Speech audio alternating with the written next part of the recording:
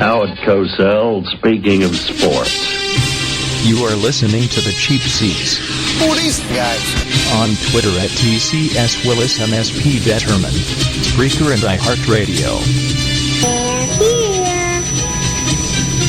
here. Here is Steve and Steve. Oh my God. They found me. I don't know how, but they found me. Ah, boy, here we go.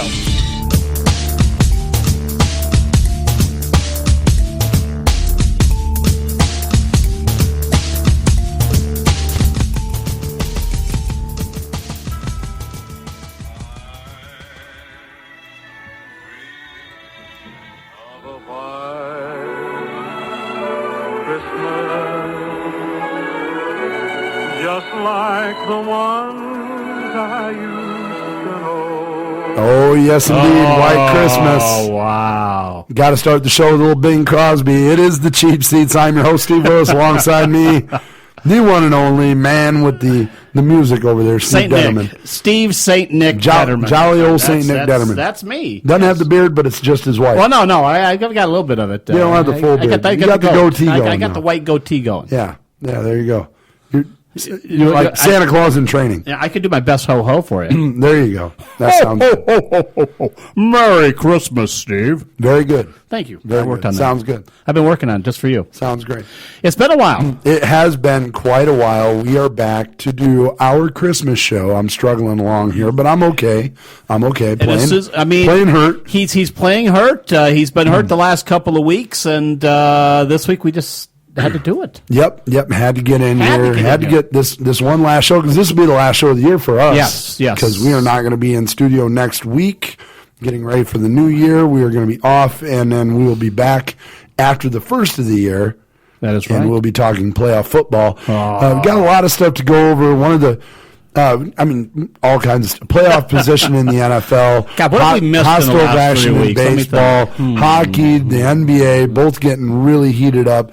NCAA basketball getting heated up. Notre Dame men's and women's. Well, just the NCAA itself, with all the kind of things going on. With everything going on. And right now, the big story right now out of the NCAA, the big story is one of, in my opinion, ridiculousness.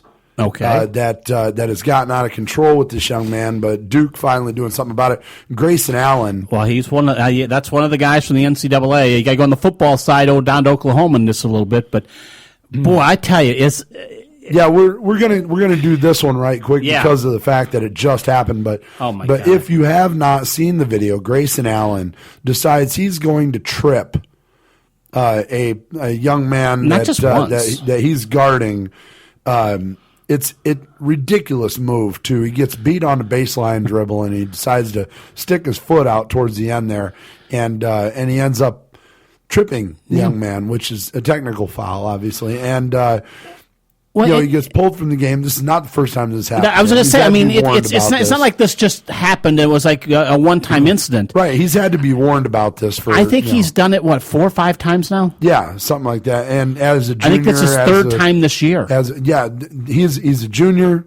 He's not a freshman. This is not a sophomore. No. This is not somebody you can give leniency. He's gotten a pass a couple of times. Finally, Coach K sits him down, and then not only does he do this, but then when he sits down, he throws, in the only way I can describe it, a tantrum, a toddler-like tantrum on the sideline.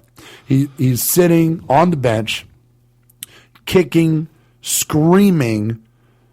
I mean, literally looking like a 2-year-old that just got a toy taken from him. He's kicking, screaming, then he grabs a towel, starts bawling, burying his face in it, just making an absolute scene, total distraction. And from there, because of his actions, Duke has decided to suspend him indefinitely now. And there's a lot more to that, though, because Coach K basically ignored. I mean, he watched him do that, let him go back into the game. Let him go back in.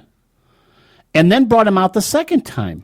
Yeah, I don't know how many chances Mike Krzyzewski tried to give this kid. But finally, at the end of it all, look, I mean, you get to the end of it, and But he It was wasn't the last straw. But he wasn't even going. Krzyzewski was not going to do something at the press conference after the game. Krzyzewski, when it was asked by the reporters, "Are you going to do something?" says, "Don't you dare tell me what I should do to my player. I take care of my players. I will discipline them the way I want to discipline them. We have taken care of this. We have done this. This has been taken care of." It was not until ESPN put this on, on the air, and it filmed, and it became a meme on Facebook. It kept running over and over and over and over again overnight. And all of a sudden, the bad press that all of a sudden Duke saw that they were having, that Duke and Mike Krzyzewski decided they should suspend him. I mean, it took that to get to the point of suspending him. Right. And this is something that, when we get around to talking Oklahoma, this is something that you take a look at, that what this guy did was totally illegal. It's something that, as you talk about poor sportsmanship, you talk about something that should never, ever happen on the field and never on the court. And your coach is saying, hey, you know what? I'll sit you down for, a couple of minutes. Maybe we'll send you back in, which they did the first time. Right. Sat him down, let him go back in the game, did it again. They sat him down. They weren't going to do anything about it until they got the pressure. Mm-hmm. And it's like, are you kidding me? How is this right? How are you teaching? I mean, are you holding wins? And yes, this kid's he's a good ball player, not a good character kid if this is what he does on the court. Right. But I mean, he's an integral part of that team that the coaches are so concerned about their wins and losses and everything else that go with it that this can be brushed underneath. I mean, that's the thing that really, really bothered me about this whole, this thing involving this young man. Is that nothing was going to happen until all of a sudden the next day, all of the things that came out overnight and this meme that just kept playing over and over and had been watched by, millions of people. That's what had to get this thing started. I mean, it's just horrible. Right. I did not mean to do that. I thought it was Christmas music. I was getting ready to sing. No, I mean, no Christmas music. You're more of a basketball guy than I am. Right. And my son brought up a good point. He said, wouldn't it be nice to see, Draymond Green get along with this guy? I mean, these guys get together? Because Draymond, in the NBA, he's that type of player also. Right. And that's what he's been. I mean, I don't think he's gone around trip people, but he's known as the new Dennis Rodman kind of person. Yeah, he's known to be the guy that is going to bend the rules as far as he can. As far as they will let him do it. Right. And hear this. I look at this and I just shake my head at this. But then I'll have a coach like Krzyzewski, and Krzyzewski, where would you put him at college coaches? Would you put him at the number one college coach? Well, I mean, let's put it this way: he's one of the winningest college coaches ever to play the game. He's the coach of the Olympic basketball team. This man has developed more talent that's passed through the NBA than any other coach in college basketball. I would say, yeah, he's probably the best. The best college coach out there, and he's going to allow this. Yeah, it took something, which really is a total conundrum to me. It really is, because this is not typically. Now, mind you, I don't know him personally, but I've followed college basketball, on and off the court enough to know this is not really a Mike Krzyzewski type of move for him to just allow somebody to keep going on and on and on and on, and then not do anything about it until they get enough bad press that the university says, "Hey, we need to do something." But he has had some. Remember when Christian Laettner stomped on the Kentucky Wildcat guy? Yes. Okay, so he's had some different things throughout the years. Yeah, but Laettner didn't do it a half dozen times. No, but he did. He did very intentionally the one time. Yeah, the one time. But you know what? But the thing is nothing came out of that either. You and I have both played sports. Yes. All right. One time, you lose your cool. One time. Yeah. Everybody's done it. Everybody. Has done it once. Yes. I didn't care for Christian Laettner either. Oh no, I didn't. I didn't like his attitude, but as far as that one particular incident, I'm not going to allow that to define what his entire career was. But how many other incidents may have happened, though? But, well, I mean, how do you speculate on that? Right. But when you look at something like this, the type of player that Grayson Allen is, and what he has demonstrated through his 3 years there thus far, this is not a one time you lose your cool. This is a history of him doing this. Right. This is a history of him being reprimanded from his freshman year going forward. This is not a one off, and this is a problem. There are certain players that have that moniker as a dirty player. Right. They sometimes they pick it up in college, sometimes they don't. Charles Barkley had that moniker for a long time. Right. Once he got into the NBA, he started playing with the Sixers, and then eventually with the Suns. As he got older, it seemed to kind of move back a little bit. But he'd always been one you'd hear, hey, watch Barkley under the net because he'll throw an elbow or two, or somebody like that, somebody to that extent. This kid is not only doing, the little things, but you're seeing him all out just completely go overboard here. You trip somebody on a basketball court, that's the same as being on a football field and stepping on somebody's hand or leg or something like that when they're laying on the ground. You could seriously injure somebody's legs. Mm-hmm. And in basketball, you injure somebody's legs, they're out of the game. There's no two ways about it. And the thing is, though, is we're seeing more and more of this. I mean, us being as close to Notre Dame as we have, we saw this in the last game against USC with Jerry Tillery. Yes. Where he kicked the guy in the head. Yes. As he walked by, the guy's injured. He comes by and basically knocks his head. No call for that. Stepped on the guy's leg. I mean, classless move. These are things that, I mean, is this the way that these athletes now are? I mean, are we going to start seeing more and more of this? Well, if you notice, it's rare that we see this with coaches that are known for good discipline. Coaches that have a lack of discipline, you tend to see it more often. Right. I hate to say it, but Brian Kelly is a poor example of a coach that has good discipline. But the thing is you don't see his players cheap shot. You don't. But then not every player will cheap shot when given the opportunity. Right. Not every player does. I mean, it takes a certain mentality to give a cheap shot like that.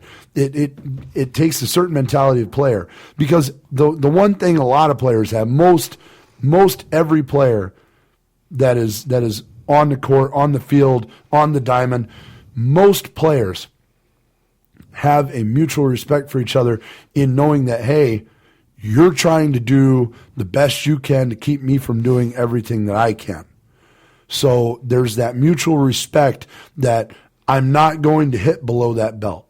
I'm not going to take it to that level. As long as it's not put upon me, I'm not going to take it to that level. Most players are like that, but not every player. No, and I don't know what player it was. One NFL player said, when we're on the field, it was a Bear player I was listening to.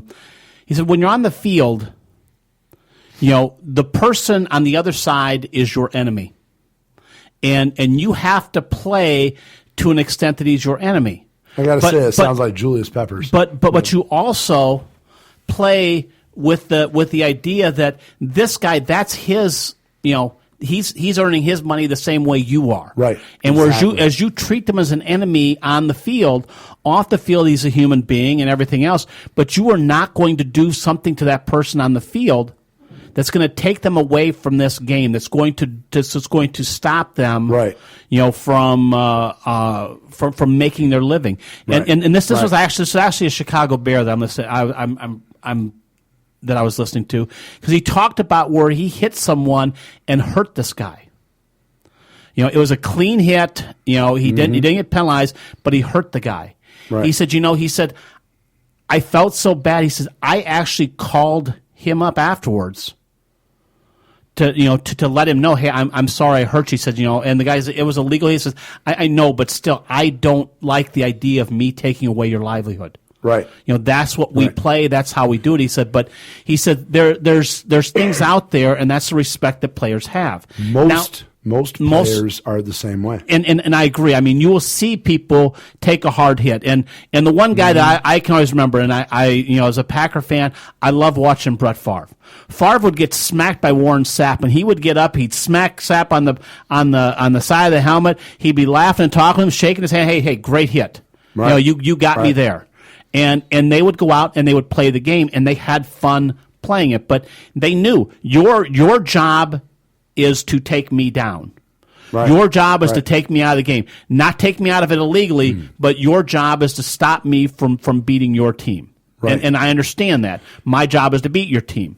Now, with this whole thing with Grayson Allen, does Grayson Allen, does he recover from this? Is this something that, if you are a basketball person, you've watched this. This is not a one-time event. It's not a two-time event. Right. And from what I'm understanding, what I'm reading, this is something that actually happened back in high school, actually. Yes. That it goes back it goes back even further, that when someone beats him, gets around him, he has no problem sticking his leg out and tripping the person. Right. Now, is this something that, A, he can recover from? Is this something that will Duke take him back? Will Duke try and work with this young man? Or is this now, with everything that has gone on, we watched what happened with Ray Rice. Mm-hmm. When all this stuff comes out. You watch what happened to some of these other athletes. When you get this press, and this is not good stuff, when this comes out, is this something that this kid can recover from? Is this something has this damaged his career in the future now?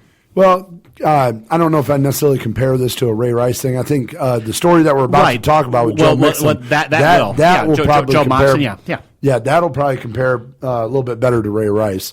I would say this is a more of an Ndamukong Suh type thing, or something like that, where you have a history of dirty play on the court, or in Ndamukong's case on the field.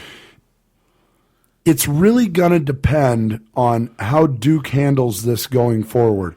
If they allow him to ease back into the team, and they give him a few minutes here, a few minutes there to see if he keeps his cool, and he does, then I think we get to the part where, okay, well, he got sat down. Is this, maybe he learned his lesson finally.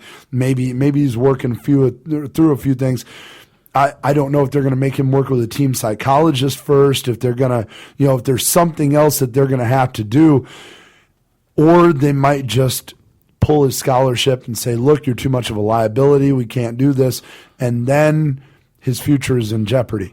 Well, as a coach, I'm going to put you in Mike Krzyzewski's shoes. All right. Do you play this kid the rest of the year? Not until he sees somebody. Okay.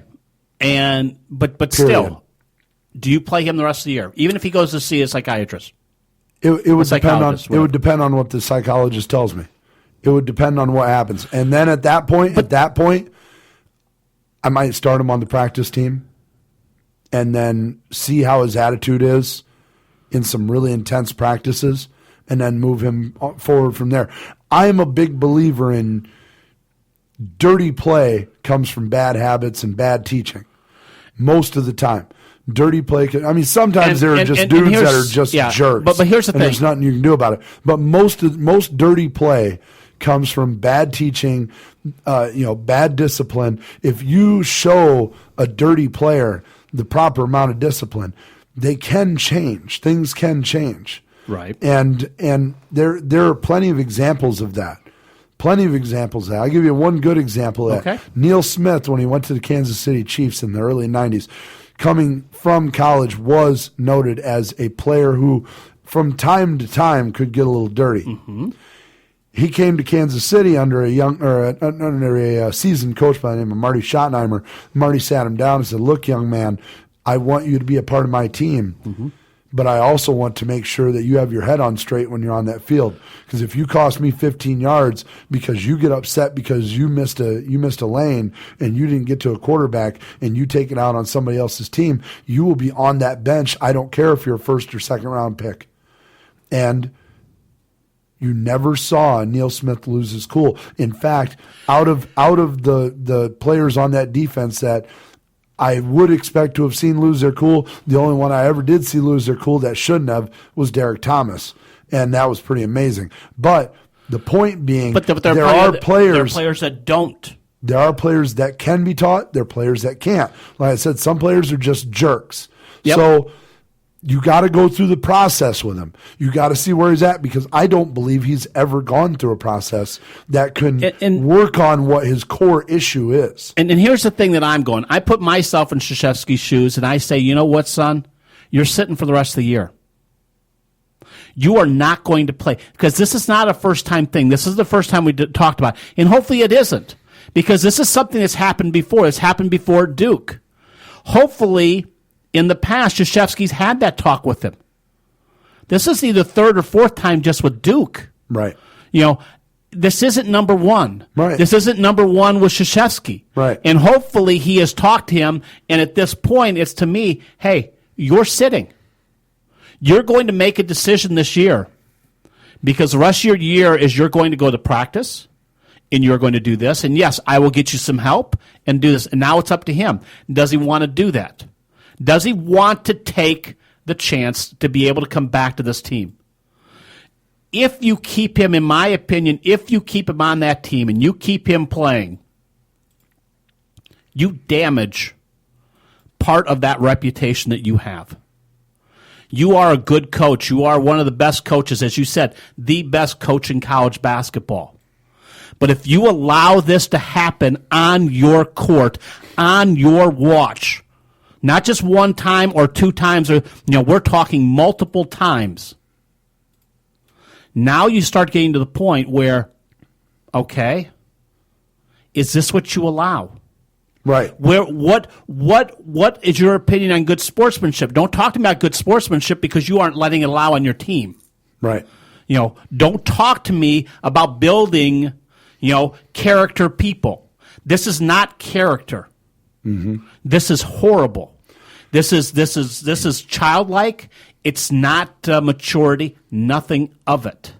And the thing is, if you allow that, and you don't give a consequence, what's the consequence? You're gonna suspend him for a game. You're gonna sit him down for a couple, maybe bring him back in when the ACC starts again, and say, hey, you look like you've learned your lesson a little bit until the next time. That's I look at this and it's to a point to where I think the coaches have gotten to the point to where they're afraid almost to discipline these players. I'm going to close this with this one statement. I wonder if Duke had not been a one-and-done and two-and-done team in the NCAA playoffs the last 4 or 5 years, and they're desperate to try and make some real noise this year and stay atop that AP top 25. I wonder if Mike Krzyzewski would be treating this situation differently with one of his key players. That is the first question that came to my mind when I thought the way this was being handled sounded a little fishy and sounded a little unlike what Coach K usually does. We've got to get to a break. When we come back, got a little shakeup going on in Oklahoma. Something that we normally don't see in college football, and Bob Stoops is one of the names on the line for what's going on down here, and we'll tell you what we think about it just on the other side of this. You're listening to the Cheap Seats on XCRS Radio. Hey, it's Maximus and the Bartender. Make sure you're checking out our brand new show, bringing sports talk to you right here live on Extras Radio. Tune in every Tuesday night, 6 p.m. for all the latest sports news. NFL, baseball, basketball, hockey, you name it, we got it. And make sure you check Extras Radio out on Facebook as well. You can get there through XERSradio.com. XERS Radio. Take it with you when you go. Laptop, car, or on the phone. Extras Radio on the net. Hi, my name's Dan Allen, and I like XERS Radio. Hi, I'm John Brasser from Team Consulting, Inc. At Team Consulting, we can help your business navigate the maze of governmental regulations that can be overwhelming for any business. We offer over 60 years of experience in environmental engineering, safety consultation, and ISO 9001 quality solutions. We're located right here in Michiana. Give us a call at 574-229-0927. Tell them you heard it on XERS Radio. I've been Mishawaka so alive. From all of the games on our big screens to the best collection of memorabilia from your favorite sports greats, Rock Sports Bar and Grill in downtown Mishawaka has you covered. Our menu features something for everyone. Amazing sandwiches and wraps, and the best burgers around, including the Rockstar Overdose, 2 half-pound patties, served with bacon, cheddar cheese, and piled high with French fries. Like us on Facebook to check out our daily food and drink specials that are sure to be great on your gut and easy on your wallet. We've got you covered between game days, too. Wednesday night is trivia night where you can match wits with your buddies for great prizes. And every weekend, Rocks features great music from some of Michiana's finest artists. Come see why there's no better place to get your fan fix than Rocks Sports Bar and Grill in the Yorktown Center building in downtown Mishawaka. For those who come to Rocks, we salute you. It was cold. Really? Just a little bit. Frosty. That's crazy. Frosty the Snowman. Something like that. Now, we just got done talking about Grayson Allen. Yes. He's not the only college player that's run upon some foul news. Yeah. Boy, I'm going to tell you what. This is disturbing. Doesn't even begin to And you describe. just watched the video, didn't you? Yeah, disturbing. Okay. Disturbing doesn't even begin to describe the way you look at this video and you see it. But the video that surfaced, Oklahoma running back Joe Mixon appears to and does. I mean, let's call it what it is.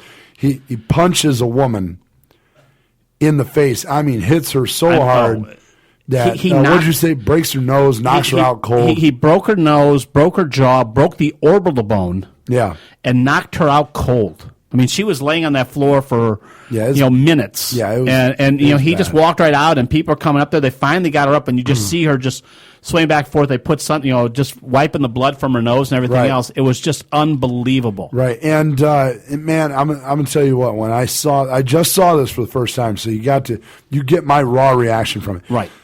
It's absolutely despicable. And, she puts her hands on him. I don't want to hear this. She puts her hands on him, and she pushes him. I don't want to hear it. You are a big, strong young man running back for a Division I football team. You take hits from dudes 4 times her size. Oh, yeah. Pads or not. You take hits from dudes 4 times her size. She puts her hands on you and shoves you, and you're going to deck her like that. I don't care what she was doing. She puts her hands on you. Short of pulling a gun on you or coming at you with a knife, you have no defense in this case. You have no defense for putting her to the ground, hitting her like you're trying to knock her out. And that's exactly what he did. He hit her like he tried to knock her out. Okay, now here's the thing. You would have thought that would have happened this year. It just happened recently, right? You would think that would have happened recently. Because, here's the thing, and let me go through this. Earlier this year, and this was before Oklahoma played Iowa State. Let me get onto this again. They were getting ready to play Iowa State. Sure. Mixon was suspended. They suspended him for the game for a violation of team rules. Oklahoma's head coach Bob Stoops says OU sets very high standards. They must be met by all of our student athletes. They didn't address the specific violation, but it was reported that he did not respond appropriately to parking attendants and understand and accept the consequences. What apparently happened is the Tuesday before that Saturday game, he was frustrated, as most of us are when we get a parking ticket. Yep. He tore the ticket up in front of the parking attendant and threw it on the ground. So they probably not a good way to so they suspended him for that. They suspended him for a game, and you go, my God, what are you talking about? This hit now? This hit happened back in 2014. Yep, 2 years ago. Happened 2 years ago. Mm-hmm. There's a video of this. It was just released last week. Right. I saw it then. This gentleman, and I use that word very loosely too, this guy did this back in 2014. Bob Stoops saw this video. The coaching staff saw this video. The administration saw this video. This kid's still on the team. This kid was still getting a scholarship. He got his full ride scholarship, never had anything. Yes, I think he missed a year of football. But he's back on the team. Then he does this one here, he the game. But this is something that they all saw. They saw him do this. Unprovoked, hit this girl square right in the face. I mean, honestly, I saw this. I said, how is this guy, first off, not in jail? Why is he not in jail right now? That was a question. Well, because he's an Oklahoma University football player in a very football crazy area that they decided they didn't press charges against him. This was all sealed. Unreal. No, I mean, this is something, I mean, you look, why was he not in jail? Why was he allowed to maintain his scholarship with this public university? Why was this not pulled? If you and I were at Oklahoma, and you were students there, if we walked in and we clocked a girl and knocked her out like that, do you think you and I would still be in school? No, there wouldn't be a shot. No, I mean, we would have instantly been relieved of any type of scholarship or anything that we had. Yeah, absolutely. More than likely, we'd be sitting in jail for a year or two on this thing. And with good reason. Yeah, I agree. Yeah. And the thing is they saw this. And they allowed this kid to come back and play.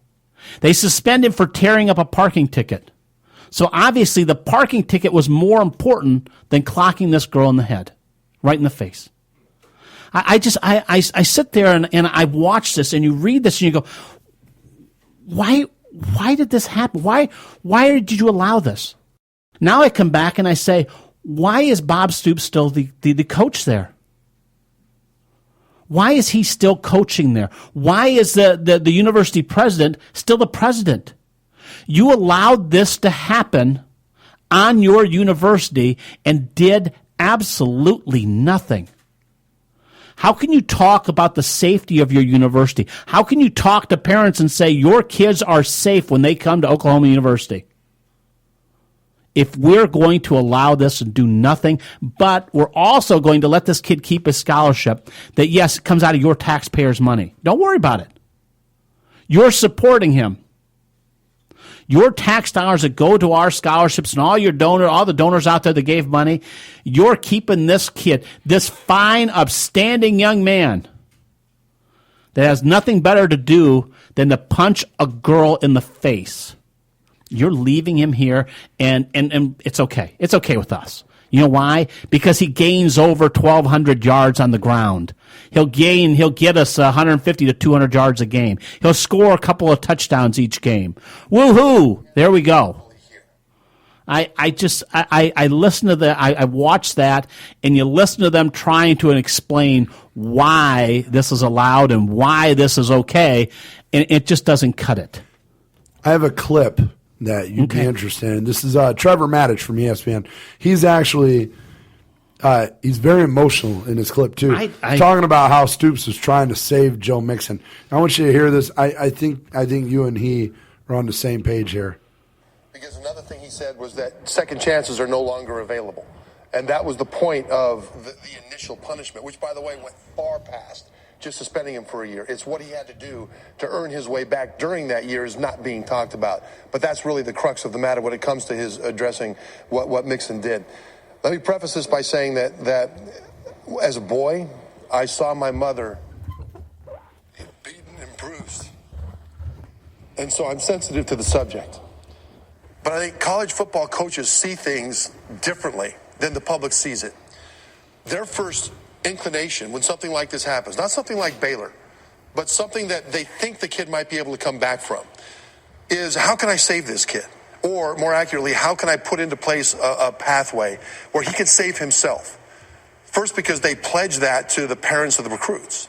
And second of all, because the coach knows whether this is a kid that's kind of sketchy and this is just another expected thing, or if he's a good kid who made one mistake. And some of these kids go back to places where they don't have a chance.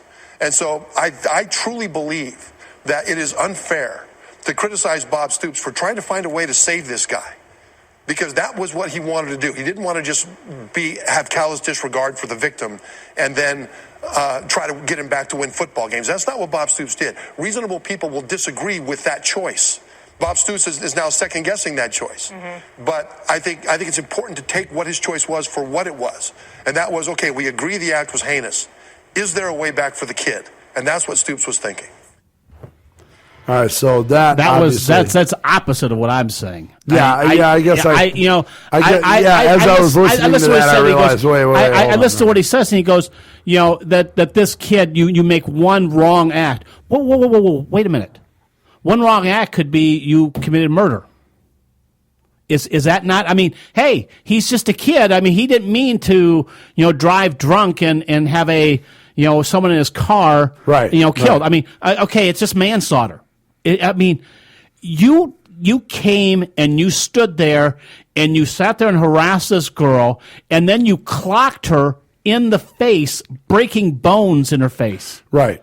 And I think you and I both agree that when we're talking about Mixon, he needs to be punished, and there needs to be a precedent set here before he decides to leave and go to the NFL. And the NFL, in just out of an olive branch to the NCAA, should do something.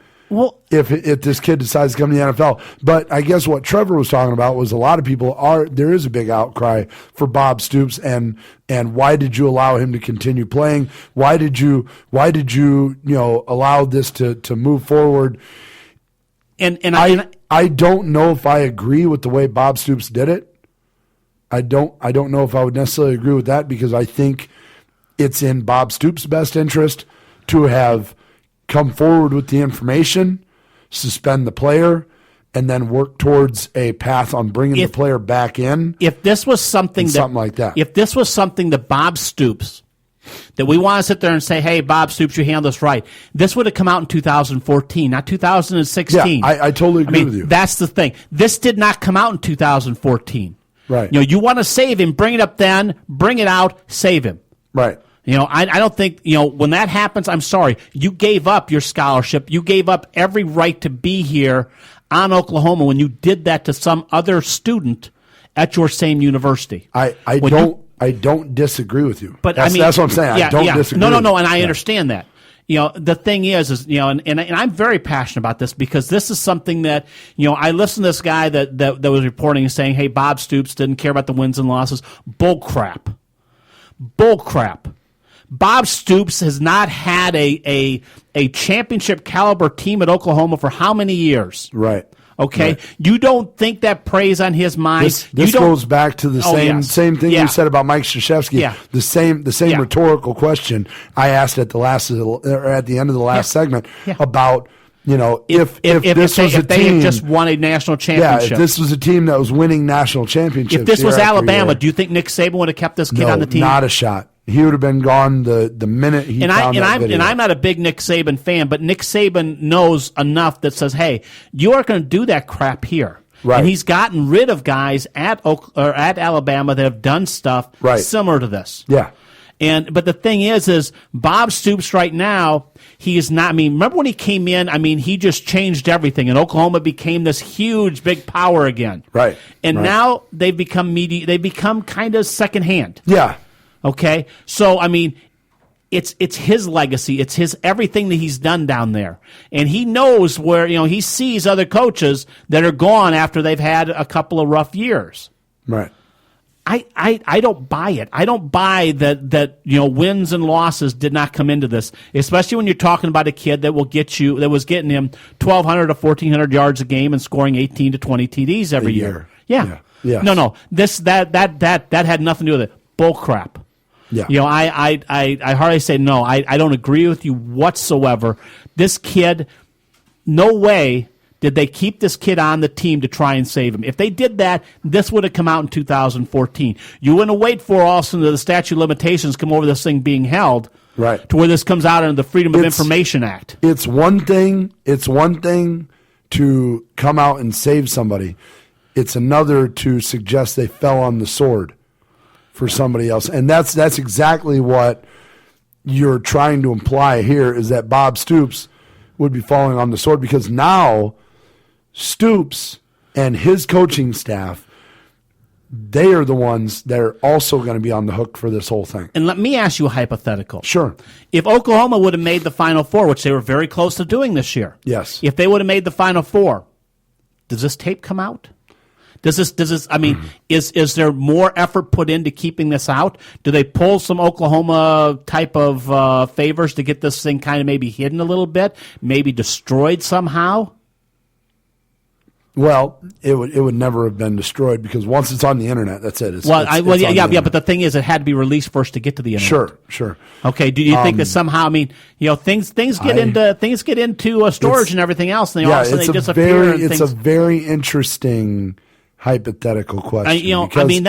It does make you wonder about the state of football in the South. Now here's the other question I have for you. Mm-hmm. We saw the outrage with Ray Rice. We saw what happened. Ray Rice has not played a down of football since that happened. Right. What do we see with Joe Mixon? He's not. He will not go back to Oklahoma. After this, he will not go back. I think he still has 1 year of eligibility left. I believe he does. I think he steps out of college football. I don't think any team will take him. No, I don't think so either. He steps out of college football, and I think he goes into the I think he will try and go into the combine. I don't know if he will get drafted. I mean, and honestly, I think the NFL will have a bulletin out on him, basically telling owners and coaches, if you draft him, he will be suspended. Don't expect him to play. No, because we will suspend him for at least a year. Right. And this is the thing. I mean, after you sit there and you watch the things like Rice, you watch the things like Peterson, you watch the blow up of Joe Hayden, you watch the blow up of Johnny Manziel. I mean, you watch these things happen. The NFL is starting to get to the point to where we don't want these people. I mean, you saw what happened to Michael Floyd. Michael Floyd got the DUI. Arizona dropped him the next day. Yeah, Michael Floyd. They dropped him, and then who picked him up? New England. Yeah, Michael Floyd, of course, being pulled over a day after their game last Sunday, asleep in his car at an intersection. Passed out. I should say he was passed out for, what was it, 2 turns of the light. Yeah. 2 turns of the light. The police went up there, knocked on the window to try and wake him up. He had no idea who he was, who they were, or anything like that. Right. I think his blood alcohol was over 0.2.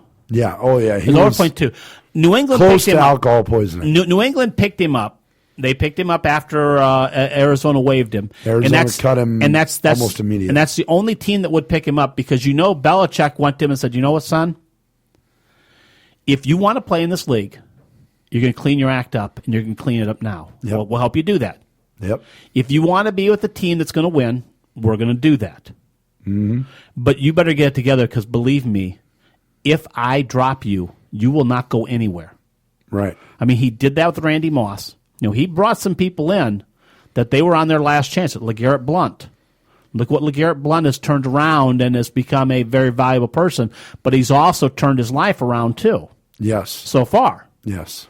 Now, is this something, we thought Michael Floyd may have turned around. Remember, he got caught for, his second DUI when he was at Notre Dame. Yep. They suspended him early on in the spring. They brought him back in the fall. He had a great season, went on to the NFL, had no problems until this year. And also he did it again.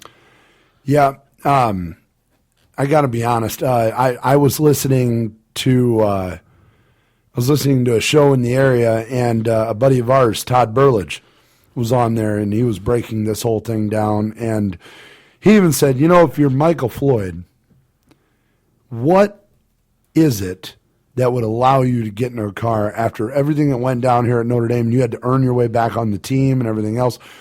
What is it that would have allowed you to get back into a car after you've been drinking like that? I mean, you got the money for an Uber. Yeah. Go get a cab. You could have a limo come pick you up. Right. I mean, if you drink like that, you should have a driver on standby.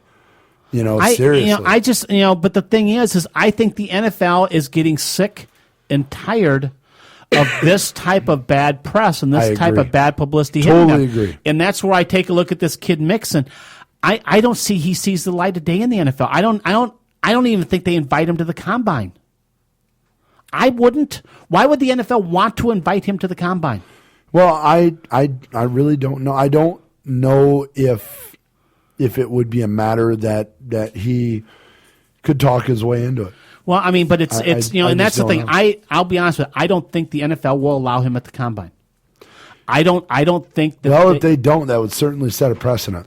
Well, I think it's run by the NFL, and the thing is that with all this, with everything that's hanging on this kid, I mean, why would the NFL want that bad press again? At the same time, he may not even attempt to go to the combine. No, he may attempt to hold workouts, completely on his own. Okay, now here's the thing. Back in his old high school or something like that. Because I mean, that's the thing. Where? I mean, this is where you get to the point where this kid is sitting there still on scholarship. They still haven't released him. Right. He's still there. Right. Are you going to let him go ahead and have his workout day, at the Sooner Stadium? That's the thing that's the most despicable thing about this. Mm-hmm. Is it didn't happen just last week. Right. The video came out last week. Right. It didn't happen earlier this year. It didn't happen this past summer. This happened in 2014. Right. This happened 2 years ago, and you've allowed this kid to keep his scholarship. You allowed him to have free room and board, to do everything that these kids get. And it's not like it happened and nobody knew about it. No. The whole coaching staff knew what the the president of the university saw this. The whole administration saw this. Right. That's the thing. And they allowed him to stay. Right. I mean, that's the thing that's the most galling to me is that, you had this happen. You allowed this to happen and you let it continue to stay with you. You didn't wash your hands of it. You didn't say, hey, you know what? We're going to get you some help. We're going to get you into some counseling. We're going to get you this and this and this and this and this. But you can't be here. You can't be here. I mean, I would have had no problem with that. None at all. But to leave him on the team, to leave him still receiving all that free stuff, even after this came out and you knew about it. It wasn't something that was hidden, and that was a deep, dark secret. It was wide open. Right. To me, that's just it's horrible. And to me, Bob Stoops should no longer be there. The president of that university should resign. I mean, they should clean house with everyone that knew anything about this in that administration. Yeah, I absolutely agree. If you know something that has gone. I mean, we saw this. We saw this with Penn State. Obviously different, way different violation. Yes. But there's still a precedent that was set there that if you knew what was going on, you're gone. If you knew what was happening at the time, you needed to go. Yeah. And because you didn't say anything. Failure to report to the NCAA. I don't care if the president of the university knows about it. Failure to report to the NCAA. Failure to report to the higher authority. If you tell your direct supervisor and they do nothing, you need to keep going until you finally find somebody that's willing to do something. If that means going directly to the NCAA, then so be it. It gets down to what are we teaching our kids? What are we teaching, kids in high school? What are we teaching kids that are even younger than that? If you're good enough, you can get away with anything. You can get away with anything that you want. Look at Manziel. Look at this. Look at this kid here. It's despicable. These two acts that we've just talked about, Grayson Allen, Joe Mixon. One on the court, one off. We haven't even talked about Wake Forest. No, not yet. I mean, what's going on in college sports these last 2 weeks? I mean, it has shaken college, sports, athletics, right down to the core. So much so that the NCAA is actually considering putting together a council specifically to handle legal affairs like this. Punishment, and stuff like that for university, for the students and whatnot. But Wake Forest, and you got North Carolina in the midst of all kinds of violations. Yeah. There's schools all over the place. Violations. We'll just Wake Forest, ridiculous. Louisville. There was Louisville. There was Virginia Tech, and there was Army. Yeah. All three of those, and if you are aware of it, I mean, Wake Forest, former coach, goes up it gets dismissed, goes up in the press box, becomes one of the color and commentary announcer for Wake Forest games. What he does is he still has the playbook, and he starts alerting other teams that Wake Forest is going to be playing of plays that will be put up against them. 3 of those teams came out. I mean, 3 of those teams were laid out. That was Louisville, Army, and Virginia Tech. Each of them were fined some money for it. How this came out is when Louisville played Wake Forest this year, they found some of the plays, some of the pages of the plays on the Louisville sideline. I mean, it's something you look at and you go, okay, how far have we gone, from cheating? We talk about, the deflate gate. We talk about, people taking advantage. To now we've got coaches that are actually giving plays away. But the other thing is that the coaches on the other team, they're taking them. Yeah. It's not enough that the coaches okay, if you're a disgruntled coach giving away plays, that's despicable. It really is. Right. But it's not outside the realm of what somebody would do if they're that jaded. If you are a coach and you are accepting those plays, how bad is that? You're supposed to be teaching these kids integrity. Yeah. Where's the integrity in that? Hey, guys, I got another play for you. Hey, let's go over this one. Where is the integrity in that? Yeah. That is the question. And one of the coaches brought up Bobby Petrino. Not like he's had any problems in the past, has he? Yeah, no issues there. No. Yeah, none whatsoever. No. Now, we've got to get to a break. When we get back, a lot of stuff's going on. We've only hit the tip of the iceberg. We haven't even talked about what's coming down the pike in the NFL, and that actually is coming up a little bit after this break. But first, a lot of fresh faces around Notre Dame come this fall, and we're going to talk about just a few of those just on the other side of this. You're listening to the Cheap Seats on XCRS Radio. Since 1980, Mr. G's has been serving up good food, good drinks, and great times. Located at 708 Lincoln Way West in the heart of Osceola. They are open 364 days a year with live music on the weekends and food and drink specials every day. Like them on Facebook, follow them on Twitter, and check out their website at MrGofOC.com. Stop in every Thursday for a world-famous prime rib or to watch your favorite sports events on their many HD TVs. Smoking is allowed, so you must be 21 or over.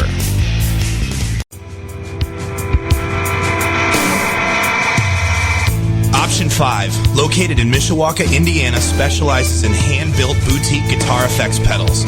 Option 5 has been producing the highest quality pedals right here in northern Indiana since 2002, and they continue to create original, non-copy designs today. Option 5 is not simply tweaking popular pedals and then slapping their name on them.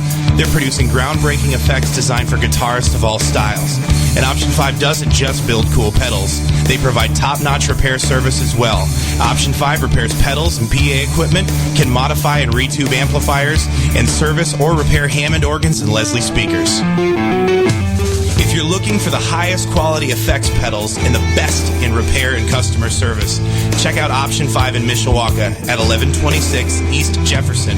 Give them a call at 574-255-6539 or online at option5effects.com. That's option, the number 5effects.com. Option 5. Let tone abound.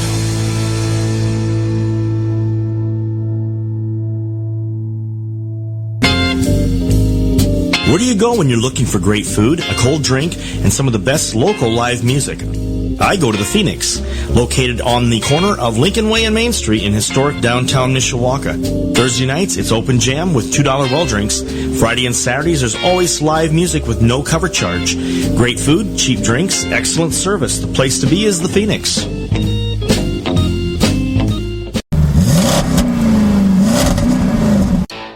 Whether it's a hot rod or a grocery getter, DDW Automotive and Transmission has you covered. Since 1991, they've been located at 204 South Beach Road in Osceola, Indiana. Stop by or call 574-651-5000. Ask for Dave. Tell him you heard about him on XCRS Radio. With over 46 years experience in the automotive and transmission repair business, they offer all your high-performance service and maintenance needs. Bring your ride to DDW. If your tranny misbehaves, just call Dave. Broadcasting to the four corners of the earth, Michiana Edge, every Sunday night, 7 p.m., XCRSradio.com. You stick with it, and you're passionate about it, you'll get better. Climb aboard Starship Comedy and join co-hosts Adam Nielsen and your beloved comedian, Colton Cole, as we boldly go where no internet radio team from Michiana has gone before. I am a legend from the future. We will travel to the comedy underworld so you will know where's the show. I miss when drinking was fun, though. You know what I mean? Like, before it was like a problem, you know? If it's funny or it's cool, we will cover it. Hey. See what I did there? I was sent from space. Dude, that's gold. Just like my jokes. Your mama must be so proud. Why can't you love me? You're listening to XCRS Radio, bringing you classic rock live from Pleasant Valley.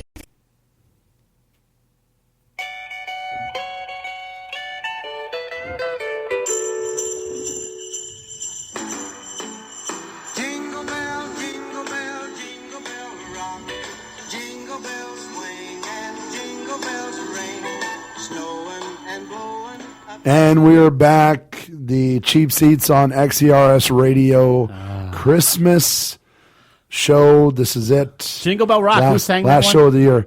Boy, you'd have to do that. Know. Bobby Helms. Yes. It's I knew it was who? Bobby something. I just Who? couldn't think It's of like, okay. No, I knew it was Bobby something. I just couldn't think of his last name. Yeah, that's another favorite. Another classic that's favorite. a great one. It really great is. one. There are a few, though. There are a few that have become they're okay. They started out okay, and then for one reason or another, you just don't like them, or you just hate them, or you just can't stand to hear them anymore. Like Grandma got run over by a reindeer. Give me your top three, most like Christmas songs that you could not hear again, and you'd be okay. Grandma got run over by a reindeer. Okay, that's one of them. That's one. Oh gosh. The Barking Dogs. Oh, the Barking Jingle Bell Dogs. Barking Yes, Jingle. yes. Yeah, I'm not a big fan of the Barking Dogs. No. All right. Give me some other ones because there's others. I just. I'll give you two of mine. Okay. I'll give you two of mine. All I Want for Christmas Is You by Mariah Carey. Oh that my one. God, that's been overplayed. Well, I mean, it's okay if you're watching the video and you just can see her boobs hanging out because that's all she does. Anything she does, that's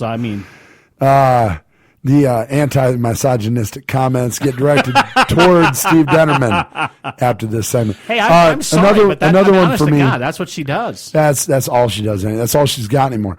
The other one for me, The Christmas Shoes. If I hear that song, yes. Yeah. if I could not hear that song, and I would be just fine. It's it started out as a cute song. It's sad. It's sad, and it's one of those anti-jolly Christmas songs. But after a while, it's like, dude, I want to try and be happy. I listen to Christmas music to be happy. What's the Merle Haggard one? It's just it's another one that's just you just go, oh my God. Let's take the joy. Let's take the joy out of Christmas right now, or else you know another one that I love Elvis Presley, but Blue Christmas. How many times? See, have a blue. I actually like that. That's one of my favorites. Probably there's Christmas time. I don't know. I can't think of the specific name of the song, but it's done by Band-Aid. With like Bono and stuff. Is this time for Christmas time this year? Yeah, that one. Yes. Oh my God. Yeah. Do they know song, it's Christmas? Yeah. Do they know it's Christmas? Something like that. You know, I get it. All right. There's there's a whole other part of the world where it's third world. They're fighting just to have clean water. Starvation hits them a lot, and it's terrible. It's horrible. I get it. There is a whole lot of the rest of the year that you can focus on that. Right. Can I have one day where I focus on my own family and just the enjoyment of my own family? Well, here's the thing. Don't make me feel bad about celebrating Christmas. That's what I ask. My wife loves Christmas music. Right. And we have a station locally that they start playing Christmas music like they think Thanksgiving. Yes. And that's it. Non-stop Christmas music. Up in the 100s on the dial. Yes. Consistently. And in her car, that's what's playing. Yeah, same here. I'm the same way. And in my car, no. I play anything but Christmas music. Really? I can't go with it. You hear enough of it throughout the day wherever you're at. Right. I don't need to listen to it 24/7. I listen to it just because it helps remind me of the time of year it is. I don't need that to remind me. Well, you work retail, I can get it. Yes, but look, I don't work retail. I work in a retail store. Yes, in a retail establishment. Yes. Look, I like to be reminded. This is that time of year that you need to be a little extra kinder. You need to be a little extra sweeter to everybody. It's not that I carry that throughout the year. It's not that I require that reminder, but when you're out shopping and there's that jerk that cuts you off to get the spot in front of you, we need a little Christmas comes on, and you're like, you know what? It's going to be all right. I'll take the extra walk. Don't sweat. And the thing is I sit there and. I don't need to be reminded it's Christmas. Yes, I see it a lot, and not just where I go to work. I mean, you see it, and the thing is I want to try and live that throughout the year. Right. Okay. Does it happen all the time? No. Does it happen all the time during Christmas? No. Right. Sure. But I try to make sure that I do what I can. Right. But I can't. I can't listen to Christmas music like that, and she does. Now, the other day. We went from here down to Middlebury. It's like probably about 50 miles. Right. We went down there, picked up some fruitcake. Great fruitcake. Really? We drove all the way down there to pick up 2 fruitcake and turned around and came back. Why am I not seeing this fruitcake? It's at home. It's about half gone already. Really? Oh, it's awesome stuff. So, in other words, what you're saying is you could have brought some in because it's only half gone. You could have brought some in, but you did not. I could have. I don't want to share it. Not that I blame you. No, that's fine. But it's me. It is. It's me. You know what? I also like fruitcake. You didn't tell me that. See, now I learned something. But in the kindness of my heart, I trust the next time we get together, the other half of that fruitcake will no longer be in existence. No, it won't. Yeah.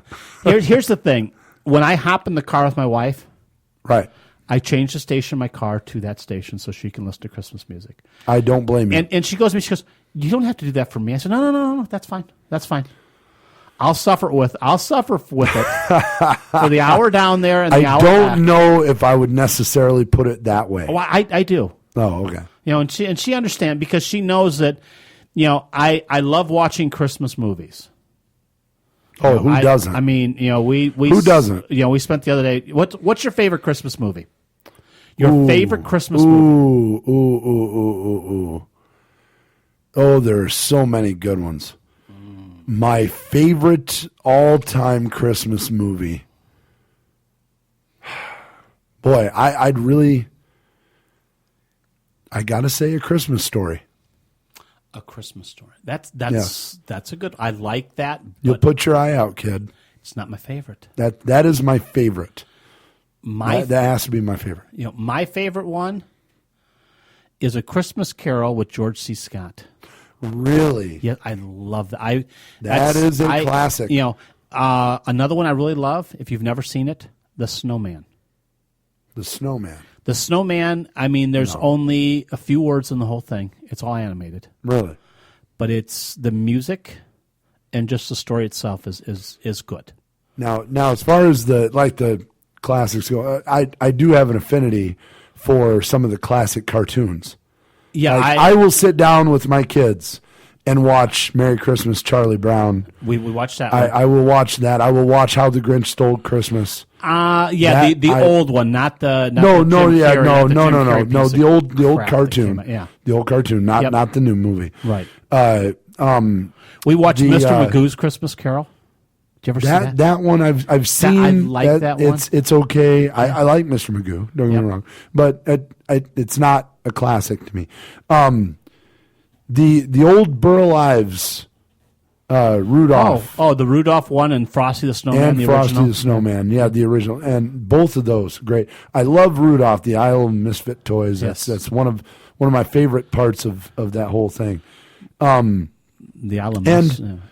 And my kids, I listen to the Christmas carols in the car, especially on the station, because I listen to it too. Well, yeah, but and your kids are younger though, right? But see, I want my children to have an appreciation for the classic Christmas songs, the ones that I grew up with, the Dean Martins, the Burl Ives, the Jimmy Durante, and these guys that have sung these songs for literally years, 3 generations now. I bet we probably have, I want to say, at least 50 Christmas movies or old Christmas TV shows on DVD right now. We will watch It's a Wonderful Life, go figure. We actually went. It's a Wonderful Life is a very good one. We actually went out to New York to where that is. One of the few Jimmy Stewart movies I actually like. It's a great movie. I like that one. Not very many Jimmy Stewart movies out there tickle my fancy. That is one I love. And the thing I said, we went out to New York where that was actually, it's based out of this town. Sure. And we walked. We did the It's a Wonderful World, It's a Wonderful Life tour. Oh, where he ran in the movie and all. Well, we have the whole tour through the town. It says, here's where this is, here's where that is, and everything. We watched Miracle on 34th Street. Did you want to jump off the bridge? We went on the bridge. Did you jump off? No, we took pictures on the bridge. Nobody jumped off. No. That's terrible. No, well, it's not terrible. It's a hell of a long drop down there. Trust me. But I've actually been on that bridge. Miracle on 34th Street's another good one, too. It's a very good one to watch. That is another good one. We watched those. We watched, what did we watch the other day? We watched The Santa Claus and The Santa Claus 2. I do like those movies.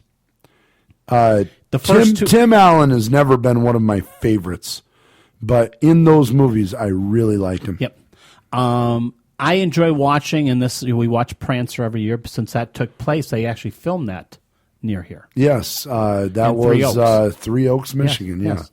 So we watched that. We watch. I always watch Christmas with the Cranks, another Tim Allen one. Right. We'll watch Jingle All the Way, one of the worst Christmas movies put together, but there's actually some funny parts in there that I actually enjoy. Another Christmas movie, and believe it or not, this is actually a Christmas movie. Another classic I watched for many years. I don't watch it much anymore. Believe it or not, this is actually a Christmas movie. Die Hard. I was going to say Die Hard. Die Hard. It's actually a Christmas movie. Believe it or not, it's a Christmas movie. Yeah, because it happened during Christmas. That's when it took place. Also, Gremlins is considered a Christmas movie. Gremlins is a Christmas movie, yes. So, I mean, there's one of my favorites. Yeah, that's pretty good. The Christmas Vacation, I'm not a big fan of. I like it. I know all the jokes now, and now that I can practically repeat it word for word, it's kind of played out. Yeah, I'm not a big fan of that one. Although the very end of the movie is by far my favorite part. Well, see, now Christmas Story, we watch that every Christmas day. We'll get everything done in the morning and everything, and my wife and I will sit down and first we'll usually go for a walk. We go for a walk by the river, right? And then we will sit down. We'll have a glass of wine and we'll watch that movie. And that'll lead right into Christmas dinner. So I mean that's it's that time of year when you have those things that you do every year, and, right? And I look forward to it. But the Christmas music, yes, Christmas music is classic. Now, we've talked enough Christmas. I think we need to get back into sports because we've not talked sports for about 3 years. It seemed like at least it sure seems that at way. least a couple years. I mean, we have gone from football being okay. There's almost every team is still qualified for the playoffs to where we're down to playoff matchups almost. Yes, and you got to play this. I know you do. I see you got something. I have to play it. Okay. This is and really, if you think about it, there are a few NFL coaches that are looking at Christmas, and this is what they're thinking. Now, I warn you now, I have not checked this for explicit content, so just fair warning. If any of you are looking for any last-minute gift ideas for me, I have one. I like Frank Shirley, my boss, right here tonight.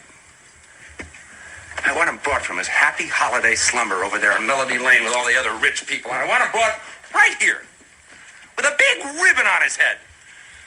And I want to look him straight in the eye, and I want to tell him what a cheap, lying, no-good, rotten, four-flushing, low-life, snake-licking, dirt-eating, inbred, overstuffed, ignorant, blood-sucking, dog-kissing, brainless, dickless, hopeless, heartless, fat-ass, bug-eyed, stiff-legged, spotty-lipped, worm-headed sack of monkey shit he is. Hallelujah! Holy shit! Where's the Tylenol? So how do you really feel about him? That is, as far as rants go, that is by far. That was right next to a Lee Elia rant, I think. Wasn't it? A number one rant in all of movie history, and God bless the man who wrote that. God bless us, everyone. Because that will be the number one rant in the history of TV, movies, and whatever. It is fantastic. That is the best part of that entire movie. All right, now that we've wasted 15 minutes talking about Christmas movies, please, let's talk a little NFL football, playoff football. What's amazing in the course of the last 3 weeks, things have shuffled around so much. Oh my God! In the AFC and in the NFC, we're coming down the last 2 weeks of the regular season, and the only things that are tied up, the only things that are locked up, is the fact that we know for a fact the Raiders and the Patriots and the Cowboys are all going to the playoffs. Nobody else. That's it. Nobody else. That's all we know that are going. Well, hang on. No, we know Seattle's going. Oh yeah, Seattle is now. We know Seattle's going because everybody in the West is pathetic. Yes, that's it. After that, we know nothing else. We know 4 of the 12 teams. 4 of the 12. That's it. And there's 2 weeks left to go in the regular season. That's right. This is all. Really, theoretically. And we have games tomorrow. Yeah, theoretically, it can all get wrapped up this week. It could. Not all the way. There's still be. The NFC North will still be up in the air. Oh yeah. Okay. Well, yeah. There's still. That's still, it. That's it. Well, though. no. I don't think there's anything else. The South could still be up in the air. No. But what I'm saying is potentially it could all get wrapped up this week. But it in all likelihood it won't. In all likelihood it will not. No, it won't. There's potential right now for the Raiders, even though they've clinched the playoffs. The Raiders could still be a 6th seed. Yeah, that's right. All they got to do is lose a game and have Kansas City win. Yeah. They end up with a tied record, and all of a sudden they will drop to drop to the 5th seed. They'll drop to the number 5 seed, but if they lose 2 and the Dolphins win 2, they'll be the number 6 seed. Yeah. The Kansas City Chiefs could still be looking at home field advantage throughout the playoffs. That's right. They win out. New England loses 1 game. The Raiders lose 1 game. The Chiefs are the number 1 seed in the AFC.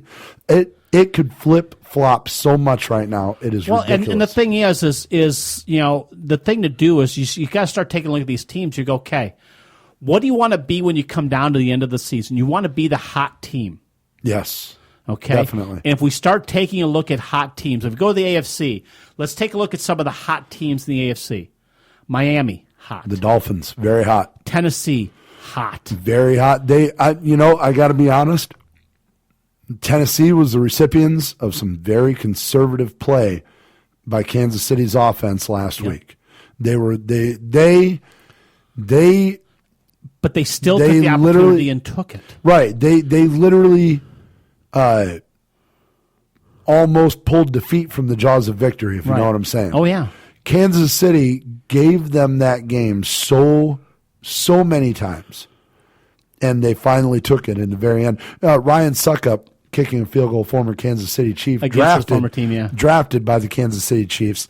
And the ironic part... How hard is that to take? The ironic part is, at the very end of the game, Andy Reid calls the timeout and he missed on this field goal. He missed field goal. So he had the time to kick another one to make it. Kick another one to make it and win the game. So, I mean, there were so many opportunities for that game to go either way.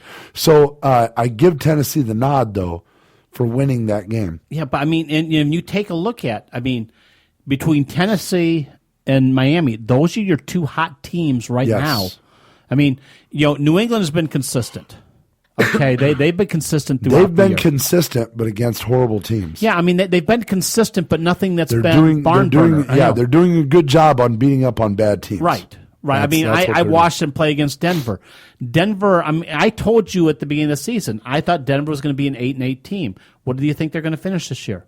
Probably right around 8-8. Well, they're 8-6. They're 8-6, and they got to play Oakland and Kansas City the last two games. Ooh. Yeah, you're probably talking 8-8. Yeah, because they play Kansas City this week. They play Oakland the last week. Yeah, I think that them. The only way that they're beating Kansas City at Arrowhead Stadium is if Andy Reid decides to trot out that lackluster offense again. Right.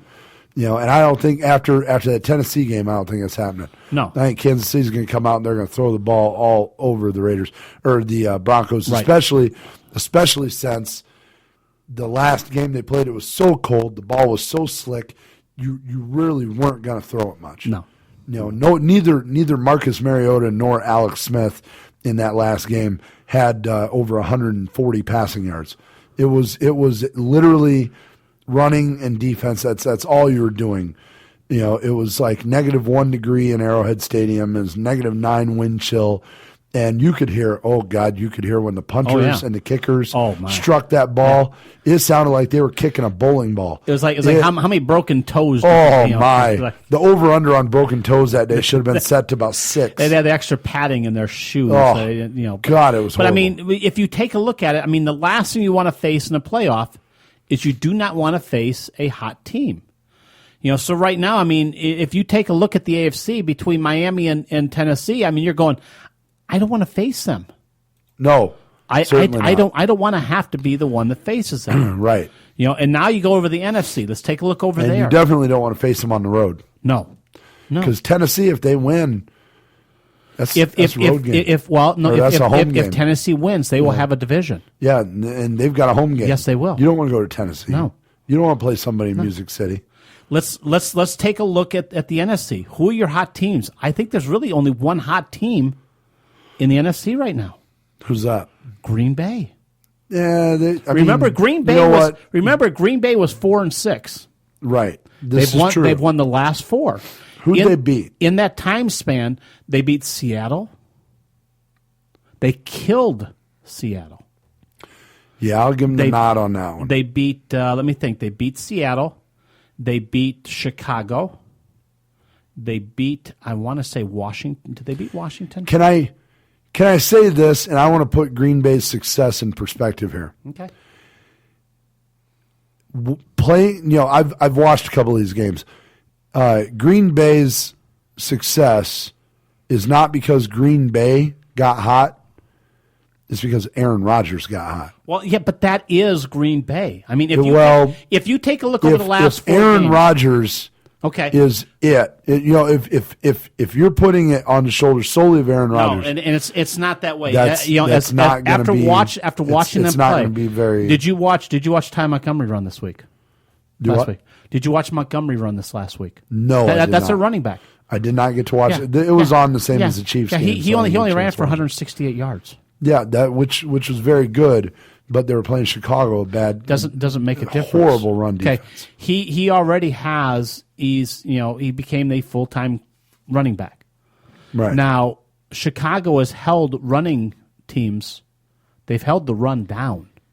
That's not been the fault. That's not been their bad part of their defense. Bad part of their defense has been their passing. Their secondary.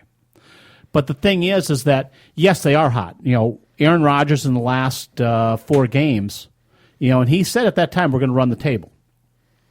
Remember a couple years ago he said RELAX, relax. Right. And they went on and they were, I think, the top seed. Right. This year he said we're going to run the table. They're 4-0 since he said that. He has completed over 70% of his passes. I think he's had 12 touchdowns, no interceptions, and he's thrown for, I think, 1,200 yards, something like that. Who do they have left? They play Minnesota this week, Okay. and then they play Detroit. That's going to be the game. Because, they play Minnesota and Green Bay. They'll play them in Green Bay this week. No Adrian Peterson. Minnesota has now lost 5 of their last, 6 games? Yeah. 5 of their last 6 or 7 games? Yeah, Minnesota's fallen back to earth. Yeah. Oh, Minnesota's fallen below earth. They've fell to earth and crashed through. Yes. The Lions. They've run into a lot of injuries. The Packers have had a lot of injuries. If you take a look at, what they fought, you take a look at Rodgers himself. Rodgers is playing with a bad hamstring and a bad calf. Right. He can't move. And he's still doing this. The Lions game, that's I at think Detroit. I think that will be the game. That's going to be the decider because if the Lions will get beat this week. They play Dallas. Yeah, Dallas. Yeah, I have no faith in the Lions winning that. I do believe though Detroit will take that Green Bay game so seriously. That will be tough. Even though the Lions have kind of stuttered, I think though. But if you take a look, in the NFC, the hottest team right now, the team that's been hot has been Green Bay. Statistically, I think total. Is the last 4 games, and that's what we're talking about. If you can remember, do you remember when the Packers won the World Series when the Packers won the Super Bowl? Yes. How did they get in? Yeah, they were a number 6 seed. They struggled in and they got in at 10-6. Remember? Yeah, they had to come in. Yeah, they basically backed into the playoffs. And they played. Well, no. They got hot down at the end to get to 10-6. Or was that how it was? Yes, they won. That's right. They were out of playoff contention. Yeah, and they worked their way back they in. won their last 4 games to get to 10-6 and get in the playoffs. Right. And every game they played on the road, and they got to the Super Bowl and they won. Right. This year, the Packers, if they win out to get in the playoffs, they'll be 10-6. I'll tell you right. I will stop you right now and tell you the smack in the face to wake you up. We'll be having to go to Dallas and play against that Cowboys team. I think and I agree. I think Dallas is a very good team. The problem there is no team right now I see on the NFC side that can hold a candle to Dallas, except the Giants that have beaten them twice. You know what? I'm never going to look at a divisional series during the regular season and use that as some kind of barometer as to how a team's going to do in the playoffs. We've seen Dallas do this before, and Dallas has crashed and burned every single time in the playoffs. When was the last time they've been to the Super Bowl? Can you remember back that far? Yes. Can you remember back that far? Yeah. It's been a long time ago, hasn't it? Yeah, it's been a few years. Yes. How many would you say? Well, let's see. 95 was the last. That was their last Super Bowl. So it's been a few years. Like 22, maybe. Yeah, it's been a few years. Yeah, about 22 years, maybe. It was back when Aikman was still playing, wasn't it? Look, the point is, when you look at how Dallas is playing right now, Their offensive line is arguably the best offensive line in the NFL. They're running the ball as efficiently as you possibly can. Dak Prescott, although the last couple of games, last week, the last 3 to 4 games, the last 3 out of the last 4 games, he has struggled. This last game, he picked it back up, and he looked like the Dak Prescott that we fell in love with.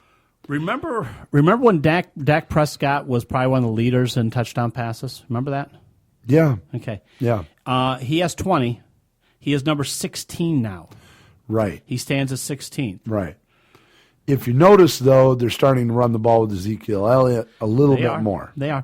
I mean, That's going to take away from some of those touchdowns. He still has an excellent rating. He's 103.2. There you go. But he was at 126 or 130, something if like that. you don't throw the ball as much, it's going to go down a little bit. Yeah. So, I mean, I just, I think right now, and the announcers brought this up the last couple of weeks, the team you do not want to play in the NFC right now is Green Bay. You don't want to have to play them. I wouldn't want to have to play them just because they're very motivated. And yes, they are hot right now. Yeah. They are playing very well right now. And they've done it with a lot of injuries this year. But when you went back to when Green Bay made it to the Super Bowl as the number 6 seed, who was there to challenge in the NFC at that time? Who was the juggernaut team that they had to overcome to get to the Super Bowl? There wasn't. Well, the last team they got in was they had to beat the Bears, but they had to beat Seattle. I'm trying to think who they had to beat. But everything was on the road. It wasn't the Legion of Boom. It wasn't the Seattle team that we knew. But they've already beaten Seattle this year 2 weeks ago, 38-10. Right. I'm not talking about the regular season. Okay. I'm talking about the playoffs. You and I both know that once you get into January, the mentality is totally different. I understand that, Steve, but you've got to take a look at what's happened during the regular season to get you there, too.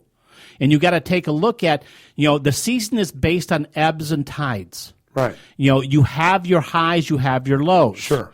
And you have some teams right now that are starting to settle back down. Right. That they aren't playing at the same caliber that they played early on. Right. That the season is starting to take their toll on their players. Sure. So, I mean, that's the thing. You're saying, okay, all of a sudden when we get to playoffs, we go back to week 1 and everybody's fresh and new and everything else, and we don't take a look at what's happened the last 5 weeks. I didn't say that at all. But I didn't say that at all. You're basically saying I that said the mentality is different. The mentality is still the frickin' same every single week. Right now, if you got to remember, there's only 4 teams that have made the playoffs. It's win or out right now, and it's been that way for some of these teams for 3 or 4 weeks. So they've had that mentality, and they're playing with that mentality. You can't say it flips on with a switch. We've had some teams that thought that they could do that they could just sit there and play, and then that switch would turn on. I watched my Green Bay Packers do that a couple years ago when they were 15-1. They felt that, hey, you know what? We could flip that switch on just like that. We don't have to play. The game they lost that year, they lost to Kansas City, a team that they should have beat. Why? Because they didn't take them seriously. They weren't playing everyone that they should have played. They felt that, hey, we could take that week off and it's not going to affect us. We aren't going to play Aaron Rodgers in the last game of the season against Detroit. We're going to watch Matt Flynn throw for 500 yards and get a $16 million contract that he didn't deserve somewhere else. And we're going to go in the playoffs, and we can just flip that switch, and the mentality is there, and we're going to kick ass throughout. They got beat the first week. They got crushed. They got humiliated. And the team that beat them, which was the number 6 seed, went on to win the Super Bowl that year. Remember what team that was? That was the New York Giants. That was the Giants that took out an undefeated New England Patriots team. Right. I mean, you can't just say that a different mentality comes on in playoffs. Some of these teams are playing with that mentality right now. And you can't just flip it on and off like a switch. It has to be there. And with these guys, these are professionals. That switch is there already. They have to play like that.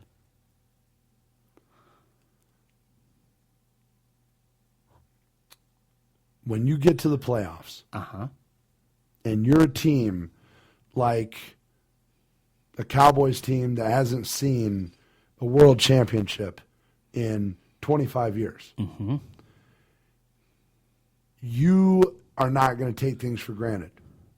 You are not going to be a Green Bay team who has won a Super Bowl just a few years prior and walk in 15-1 and think that they can waltz through the playoffs, or a New England Patriots team that went 16-0 and think they can waltz through the playoffs. There is no New England Patriots to knock you down.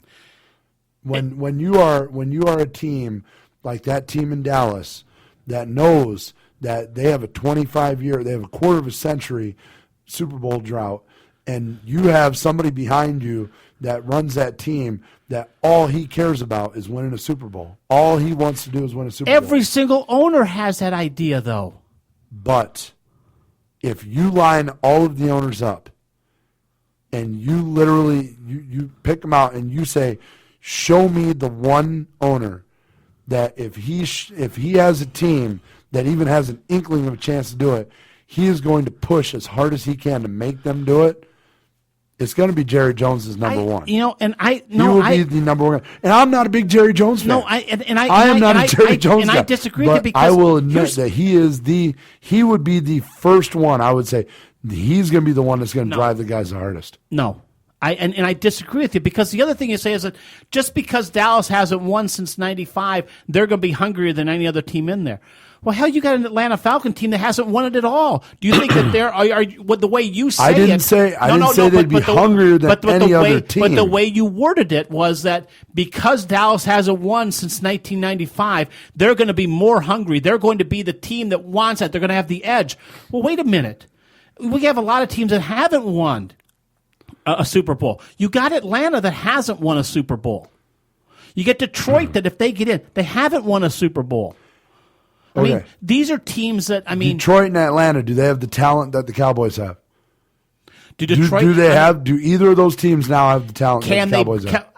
The most talented team isn't always the one that wins, though, Steve. But it's not just one thing. And you know that. It's not just any one thing.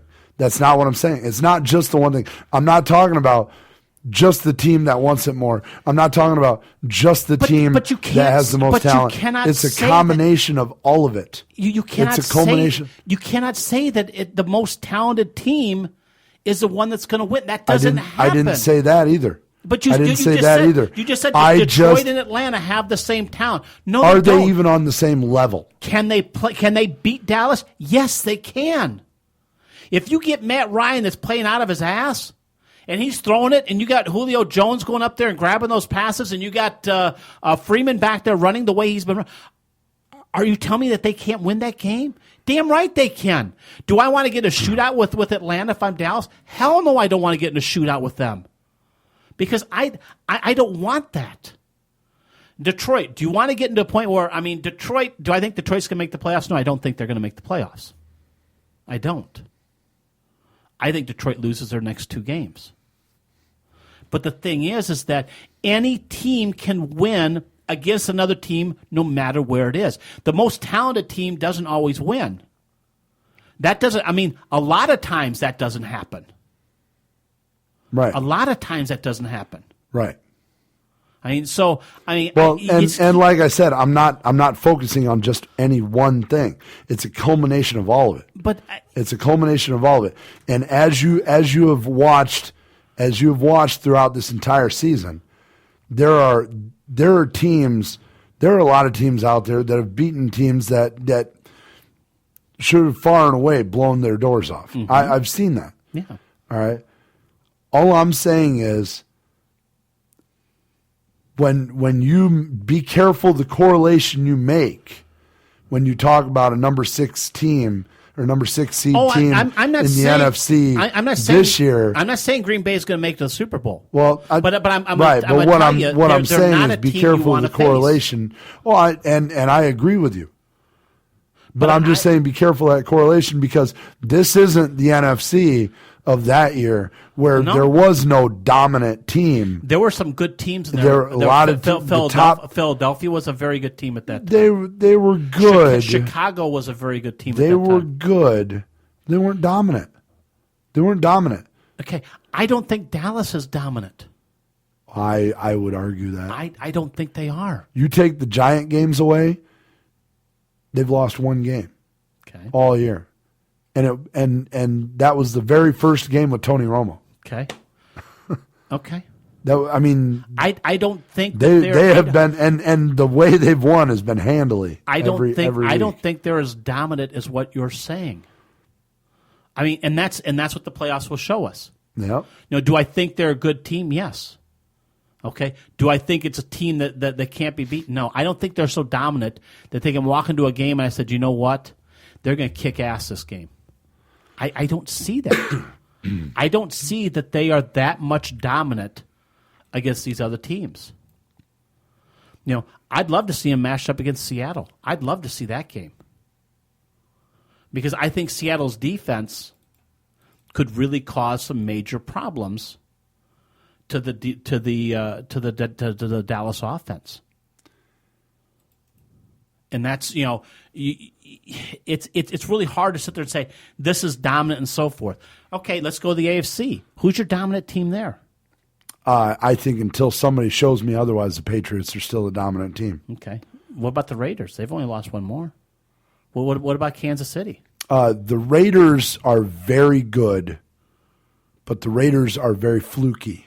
Okay. What about Kansas City? Kansas City's got to get rid of their conservative offense. They can't be afraid to throw the ball down the field. You have but that switch is going to go off when the playoffs come. He's going to become a little bit more creative. We are talking. Andy Reid. He can be creative. He can be. He's going to switch that. He's going to push that switch. Come on, Steve. He's got that switch. He's pushing it right now.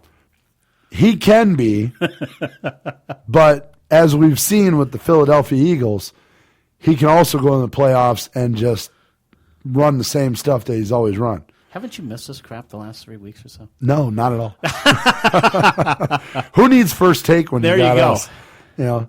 us? I swear we should have just booted Stephen A. Smith and have it just be the two of us. I think so. We could have totally done that. I can take opposite sides of you on anything, right or wrong. Well, and I could be totally wrong and still argue my point. Well, and I could get there right with you. So, but, I think what we're down for, and I think this has been, I think a microcosm of this year, is we've had some teams that have gone through, and this is by far what I've watched, probably the worst played NFL season in a long time. It's been the worst officiated, but I think the worst played one too, as far as clock management, as far as play management, as far as just team management. To me, I would have to definitely agree. I mean, it has just been, to me, this has been a very, very shoddy NFL season. And once again, I think it's a product of the limited amount of time they're allowed to practice. I agree. But I mean, I still think, but I still think it's been one of the worst officiated, and I think this is a huge call to make these officials full-time employees and get that into the NFL. They've already decided that's what they're going to do. I'm very happy about that. They have to. We're supposed to see it as early as next year. And I think that would make a big difference. Yeah, it really would. And we got to get to a break. When we come back, Ezekiel Elliott gives himself for charity. Why did the NFL not suspend him or fine him for this? Why did they not throw a flag? I'll tell you why, right on the other side of this. You're listening to the Cheap Seats on XERS Radio. Life is meant to be savored. If you find the reason, Morgan's and the Little Black Dog Tavern in downtown Mishawaka, Indiana will make it special. From the casual European atmosphere to the high-end tavern fare, Morgan's and the Little Black Dog Tavern give you the chance to savor every day.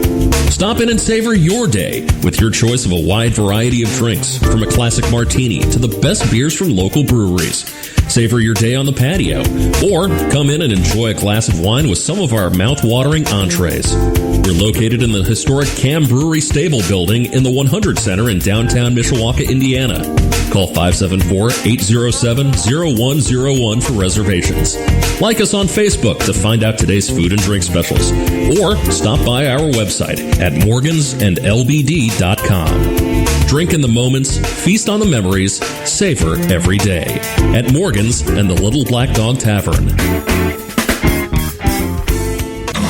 Contact Kickstart Studios audio recording services for all your recording needs.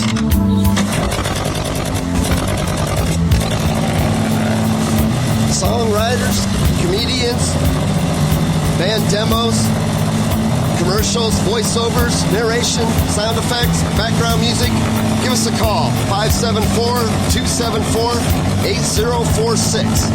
Kickstart Studios at Comcast.net or like us on Facebook at Kickstart Studios.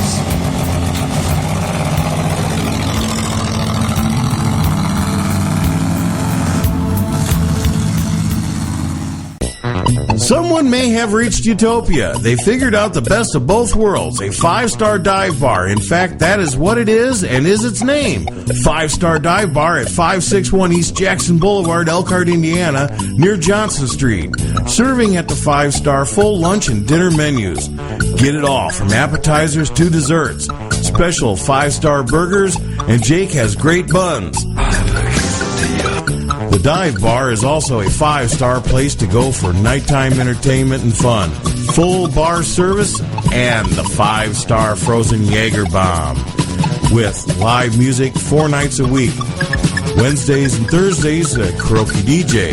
That is the 5-star dive bar, 561 East Jackson Boulevard, Elkhart, Indiana, 574-294-7500. 5-star dive bar on Facebook.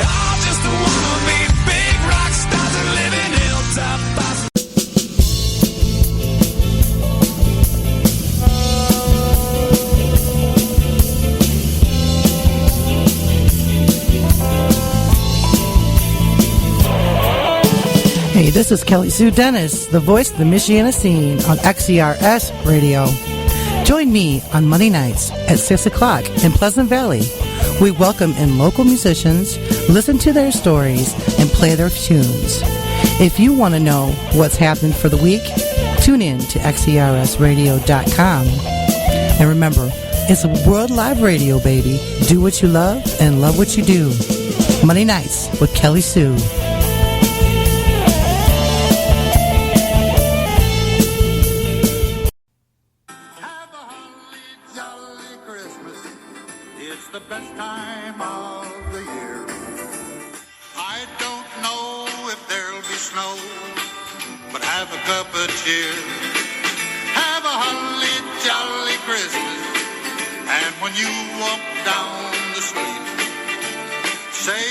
And we are back. The Cheap Seats on XERS Radio, celebrating the Christmas season. Oh, by golly. Oh, by golly. Holly Jolly Christmas. There you go. That is holly and jolly. And oh, by the way, speaking of Christmas, I have an update for all of my friends who are also fans of one said game, Pokemon Go. As you know, I'm a big Pokemon Go fan and big Pokemon Go player. We have the official Pokemon Go. Niantic has announced the Christmas event. Of course, they had an event for Halloween and Thanksgiving, and the Christmas event. They have announced that they will actually be having there's gonna be like 2 events basically. Okay. And you need to check Niantic because for those players, and if you don't play the game, you should really try it. It's a lot of fun.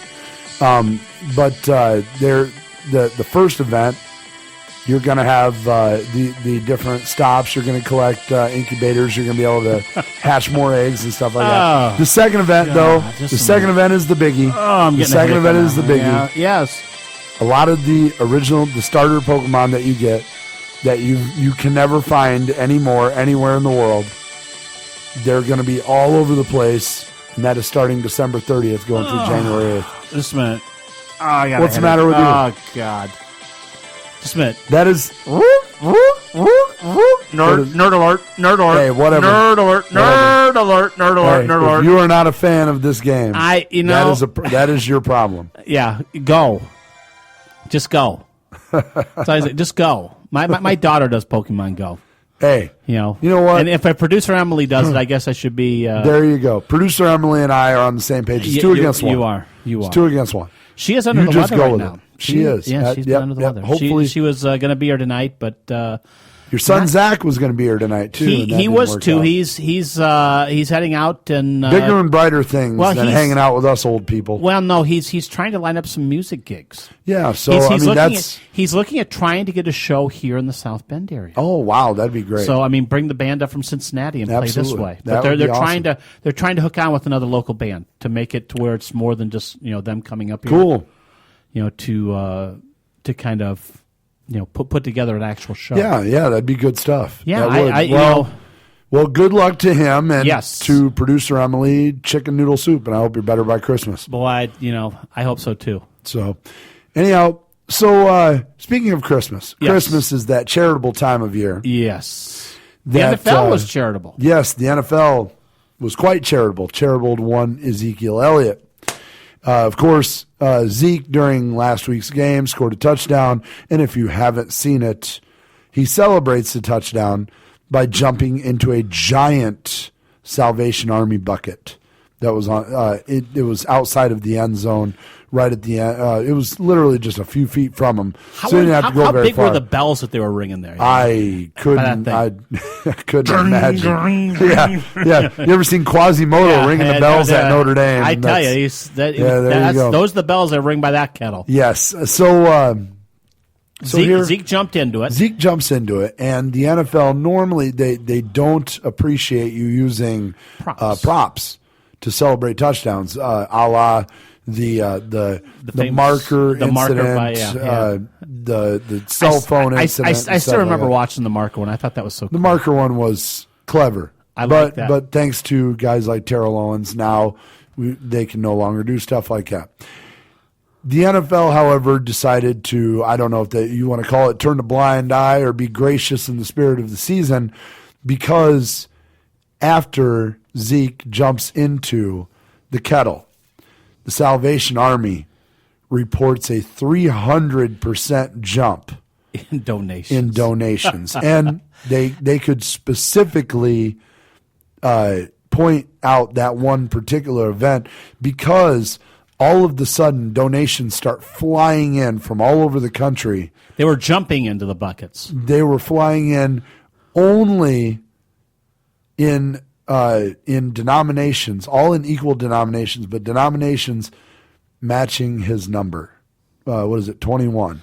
Yeah. So $21 donations from all across the country.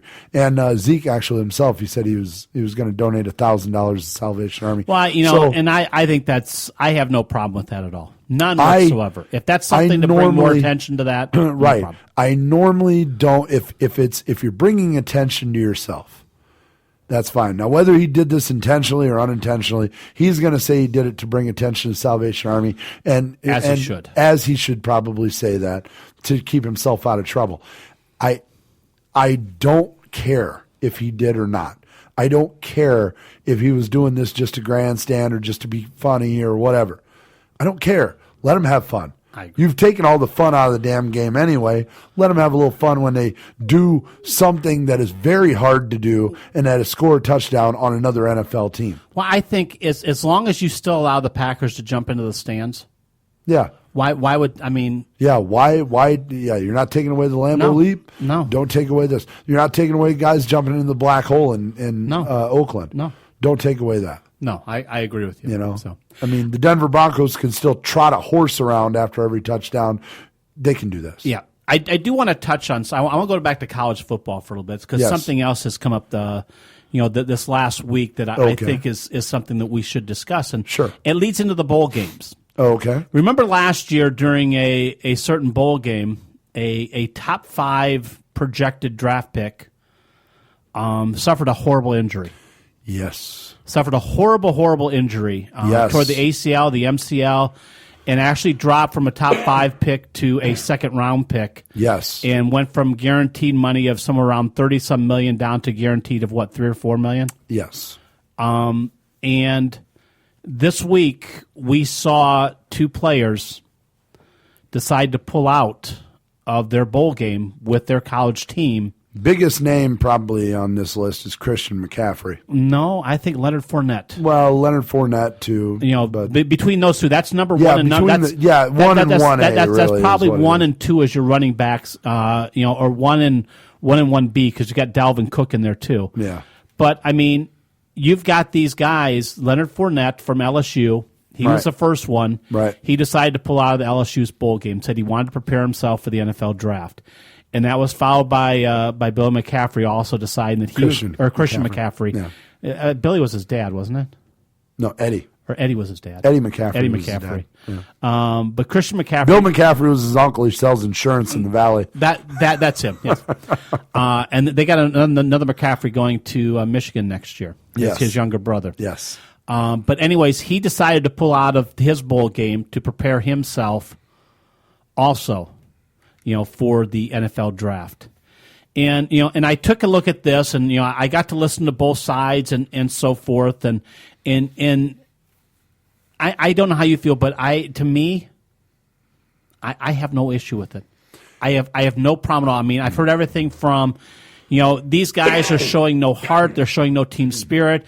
They're showing a lack of love for the game and everything else. And the thing I look at is that if these guys were playing in one of the bowl playoff games, I think they'd play.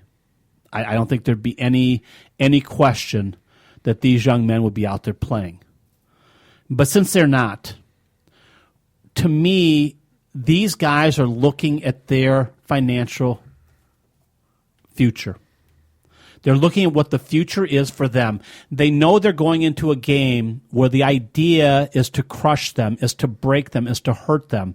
They are running backs. They take a ton of hits. The average running back lasts in the league, maybe 2 years? The average running back. You have the guys that go 5 or 6, and sometimes you'll get a guy that will go 9 or 10 years. That's not the norm. That's the exception. You have to be very, very lucky. I mean, we look at Arian Foster. Arian Foster was a great running back. How long did he actually last? Maybe 5 years before injuries just totally just wasted him away to where he was out of the league. And, the thing is that I take a look at what these guys are doing, and to pull themselves out of these minor bowl games, to me, I have no issue with it. Because here's the thing. These bowl games are not going to affect their draft stock. Right. Their draft stock has already been determined by their past history of work. The only thing that they can do in these games is hurt themselves. They can have a bad game and hurt their draft stock. They can show something that maybe they didn't show during the regular season that can hurt their draft stock. Or like Jalen Smith, they could get injured, and they could watch their draft stock drop from a first-round pick to a second-round pick, maybe to not being picked at all. I don't like the idea, and again, people say that football is a game where you can't play scared, but in this instance, I think these guys are playing smart. I think really if you're any of the teammates or any of the analysts or any of the other people that are complaining about these young men deciding that they don't want to play in these exhibition bowl games, mind you, and it's a lack of team spirit. The lack of team spirit, or it's a lack of heart, or a lack of this, or a lack of that. Remember this, these aren't just any other player that's afraid of getting hurt or something like that. These are players where they have tens of millions of dollars on the line. They have their entire livelihoods, which are all but guaranteed to them. And not just theirs, on the line. Not just theirs, but their family, their future family, Yes. their kids. Right, exactly. So if you want to be the one to say, no, you need to get out there because it's a matter of pride, it's a matter of school spirit, I want you to be one of the first people in line to cut them a check if they blow out their knee and now that $30-40 million they were going to get has turned into $500,000 as being an undrafted free agent. I want you to be one of the first people to cut a check to him and say, oh, I'm so sorry that you took that unneeded risk. And you just to play that one more game that literally means nothing. Nothing. It is not for a championship. You're not competing for anything at that point. We always talk about the preseason games in the NFL, the preseason games being unnecessary, and the preseason games. Why are all the starters playing in the preseason games to get reps? Unnecessary reps for starters in preseason games in the NFL. We want to bitch about NFL players making $20, $30, $40 million, some per year, being out there in preseason games that don't count. This is a preseason game for these kids. This is the last warm-up game before they go into the NFL, if they choose to take it, if they can help their draft stock. If these guys are at the top of the heap already, the only thing they're doing is risking injury.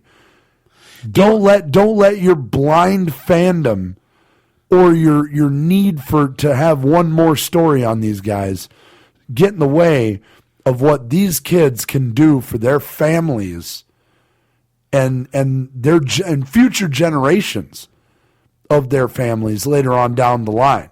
Because I don't know about you, but most people know if they've got $30 million, their kids and their kids' kids will probably not want for anything the rest of their lives. The only one winning in these bowl games, I'm not talking about the 4-game playoff. No. The only ones winning in these bowl games are the schools. Right. That's it. Right. I sat there and I watched Eastern Michigan play Old Dominion this afternoon. Yes. You know, the first time Old Dominion's ever been to a bowl game, and the first time Eastern Michigan's been there in 26 years. Right. There was, I mean, the stands were empty. I mean, there weren't anybody there. Yet these teams get paid, millions of dollars to go there. Right. It's not because there's a lot of people there. Yes, some of the bigger bowl games will draw in more people, and some people they bring more fans and so forth. But what it does is the person that sponsors this, Popeyes, they get all this publicity. They get all the advertising and everything else to host this game and provide the money. Exactly. So, yes, let's say that they provided Eastern Michigan with $2 million and Old Dominion with $2 million. So they spend $4 million. Well, for $4 million, they get all the advertising they want during this whole game. Mm-hmm. They get all the advertising leading up. They are on ESPN. They are given an afternoon where they are going to be the feature. They pay for it. It doesn't make a difference to them how many people they bring. Right. This is not a game. And the university, they want to go into a bowl not because, why do these 6-6 teams go? Because they want the money for the university. Right. Football is the top money-making sport in every college university out there. That's how they make their money. Mm-hmm. In these bowl games, the only one that is going to win overall is a school or that second tier or just off of the elite player that may be able to do something, or guys like from Eastern or Old Dominion that you never see throughout the whole year. You've never seen them. Now all of a sudden they got a game on chance. ESPN. They got a chance to be seen. Exactly. But in these bigger teams like LSU, like Stanford, Fournette has already made his due. McCaffrey's already made their due. They know they aren't coming back. The coaches know they aren't coming back. Bring the damn second string running back in there because this is the guy you're counting on next year. Why not give him a chance to show what he can do? Right. Why not give a chance to show that wide receiver that, maybe now you got to use something other than McCaffrey running it, 30 times and taking the kickbacks, and give someone that maybe they can show what they can do. Maybe they can improve their stock, their draft ability during this game. I don't blame these kids whatsoever. I sat there and we talked about Zeke Elliott just a little bit and what he did for the Salvation Army. Zeke Elliott came out and made a bonehead comment about this. He said, you know what? He says, I don't like that these guys are not playing. I wish I had the chance to go back and play in another bowl game with my team where I could put on that crimson and gray uniform again. Guess what, Zeke? You left with 2 years of eligibility left. You could have done that. You made the decision not to. Right. You were the one that made the decision, just like they are, not to do that. So in my opinion, shut your pie hole. Yeah. You've already made your money. You made the money. Right. Okay? You got there. If Right. it meant that much to you, you know, if the only one I can see has a real bitch on this, Matt Leinart. Remember, Leinart was going to be the number one of the top 5 draft picks in all of football in the NFL. Yeah. And he said, you know what? I want to go back for my senior year. Then he got hurt. He chose to go back for his senior year. Mm-hmm. Now, he didn't get hurt. Oh, no. He didn't just get had a hurt. horrible year. He didn't get hurt, but USC did not have a good year because, Right. Yeah, he had a because horrible they year. lost a ton of players. They lost Bush. They lost all these other guys. Right. And he didn't have that great a year, and his stock dropped. That's what it was. But, I mean, the thing is that he's the only one I can see that, I mean, realistically, that would have these chances these any kids kind of a have gripe. to go back and say, hey, wait, you know what? Don't do that. You know, Right. If he said, Right. you know what, you should go back and do it. Hey, he's the only one I would listen to. These Right. other guys that come out and say, now Jalen Smith came out and said, you know what? He says, if I had the chance to do it right now, I'd go back and play that bowl game again. I respect that. Right. But the thing is that you cannot tell me that if you knew that you were going to get hurt and you were going to watch your stock drop like it would, that you would still go and do that. You know, these guys saw what happened. It's still fresh in their minds. I have no problem with it, none whatsoever. Right. Absolutely. All right, let's leave this on a good note. We got to. It is time to wrap it up, and we're going to wrap it up. It is obviously Christmas is in 2 days. Christmas Eve tomorrow, Christmas Day Sunday. If you could ask Santa for one thing, Steve, what is it this Christmas? Are you talking to sports? No, just for you. Just for me? For you. What is the one thing that Santa could bring you? Well, it's not just for me. If Santa could bring me anything, I'd love for him to bring clarity and peace. We have such a divide in our nation right now. Mm-hmm. It's such a divide between, you know, what one thinks and what another thinks and so forth. And there's this thing called the middle ground. Right. And there's a thing called compromise. Right. And there's a thing called listening and being considerate and being caring. And these are all the things that, in my opinion, have really taken a back seat, and they've basically been lost to quite a few people. If for one thing, if that could be brought back, to me, it'd be a perfect ending to a good year. My one request, if I was sitting on the knee of jolly old Saint Nick, would be to have this year end as sweet as it could possibly end. It's been an interesting year, been a tumultuous year for a lot of people. I'm certainly one of them. This would be a fantastic way to finish, just to spread love throughout the entire planet. You know, put away the swords, put away the knives, put away the guns, just for a day. Just for a day, just to let the whole world know that we're one humanity again. We really are. And we've made a lot of mistakes. God knows I've made a lot in my life. And we all make a lot of mistakes.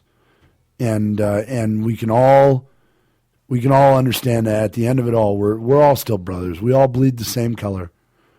And we all, at the end of it all, when you look to the sky, you're all praying to the same one. Mm-hmm. And we all have to get on the same page on that. But until that, I say, eat your rice pudding, enjoy your turkey. God, eat chocolate, man. Eat chocolate, because as soon as the new year hits, You're going to have those resolutions. You're going to want to lose weight. Oh, and I will. So party hardy, and we wish you a Merry Christmas. And so do the Muppets, and here they are. God bless us, everyone.